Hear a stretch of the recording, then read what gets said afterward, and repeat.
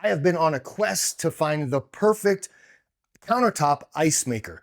The one we have right now, not the one I'm about to review, but the one we have right now makes ice cubes that look like this. And there's a hole in the middle. And my wife hates these ice cubes because she likes what she calls the good ice, which is kind of like chipped ice, like the kind you might get at a movie theater or in a gas station. And she says that's the good stuff. So I bought this ice maker, and what I'm gonna do, this was a little more expensive than the ones we've had in the past. We've gone through like 3 or 4 that were like, they were okay. They made ice and they made it fast, but not the right kind of ice and not enough. So this one is much larger. It makes chipped ice, which is the kind we think we're looking for. So I'm gonna open this up. I'm going to put everything together. I'm gonna run some vinegar through it to make sure it's nice and clean. And then we're gonna make some ice, and we will find out how good this ice maker really is. I've taken it out of the box, and this is how it looks. I'm gonna show you all the angles of this, the inside of it, and all the extras that you get with it. So you're gonna get a quick start guide, which is helpful. You get a user's manual. You get some stickers, which is kind of fun. And this is kind of neat too. You get your scoop, but what they include is this sticker that has a hook. So you can put this on a cabinet or somewhere nearby where you can hang this.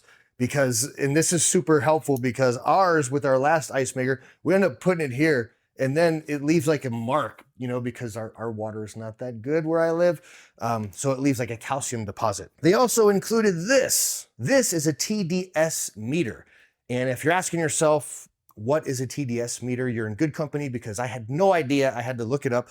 And what this does is the TDS stands for total disposable solids in your water, because they recommend that your TDS number be below 200. So the way it works is you take this unit and you dip this into your water, and you will get a reading, a digital reading right there, to tell you if your water is the right quality, because they want you to use purified water. Before you plug this in for the first time, you want to leave it sit for at least 1 hour, because it has refrigerant in it, and you want that stuff to settle. They say that in the directions. So when you read the directions, they will tell you that as well. So I haven't plugged this in yet. Here's how it looks from the front, and this is the ice drawer.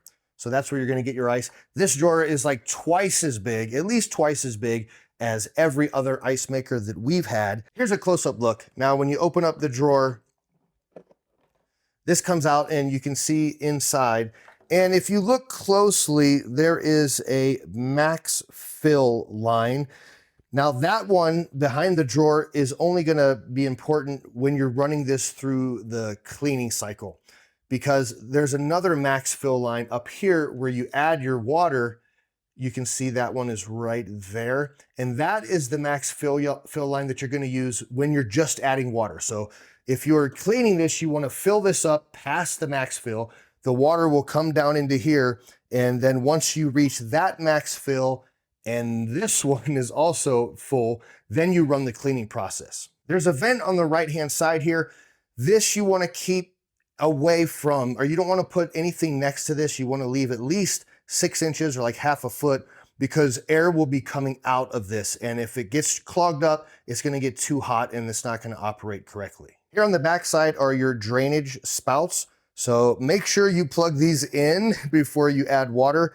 And when you want to drain it after you clean it, for example, or after you want to turn it off for a while, you just put this over the sink and you let the water drain out that way. And then finally on the left-hand side, so the drawer sides here, this is your intake valve. So this is where this is going to be pulling air into the machine. So you also don't want to cover this up, because it won't get enough air flowing through it. Now that I've run it through the cleaning cycle and I've made some ice, this thing is amazing. Wait till I show you how much ice this makes when compared to our old ice maker. It's incredible. One of my favorite features with this is the light, so that you can actually turn on the light and then you can look inside and you can really see, it kind of like gives it like a little bit of a glowing effect. Now, I will say that once you make a lot of ice, you may have to break it up a bit. So you would take your scoop and kind of do that, because what happens is it starts to melt and then it can get stuck together. But so look at that amount of ice. I mean, that's a ton. And so what happens is if this does melt, there's some ice in the bottom of the machine right now, down here. That ice will melt and then it'll be recycled and made into fresh ice. Earlier, I forgot to show you that it also comes with this tray that you can put underneath the drawer. Now, in the packaging, this is kind of hidden because this unit is covered by two styrofoam covers on the sides. On the outside of one of those styrofoam covers, this is like in a little cave, and it's taped over. So make sure that you don't accidentally throw this away because that is going to come in handy. Here's the basket from our previous ice maker, and here's the basket with the new one. I mean, it's a massive, massive difference. This is way better. Plus the Ecozy one, the new one, makes this ice, the little perfect little chewable chips of ice. This is what we refer to as the good ice. So I'm very happy. My wife is very happy.